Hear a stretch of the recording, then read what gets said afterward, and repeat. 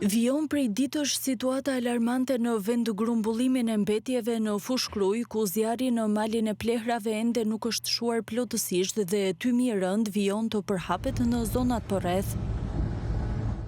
Pamjet janë dërguar nga banorët e Fushkrujës, Halilit dhe Kamerasit, të cilët denoncojnë vazhdimisht djegjen e mbetjeve dhe pasojat që sipas tyre po shkakton kjo situatë në shëndetin e komunitetit. Banorët shprehen të shqetësuar se pavarësisht zjarrit aktiv dhe ndotjes së krijuar, depozitimi i mbetjeve vijon në të njëjtën zonë. Ata kërkojnë ndërhyrje urgjente nga institucionet për shuarjen e plotë të flakëve dhe marrjen e masave për menaxhimin e mbetjeve. Por pavarësisht shqetësimeve të ngritura nga banorët dhe kërkesave për zgjidhje të kësaj situate që e ka kthyer tymin dhe erën e rënd në një problem të përditshëm për mira e qytetarët të zonës, deri më tani nuk ka asnjë reagim institucional.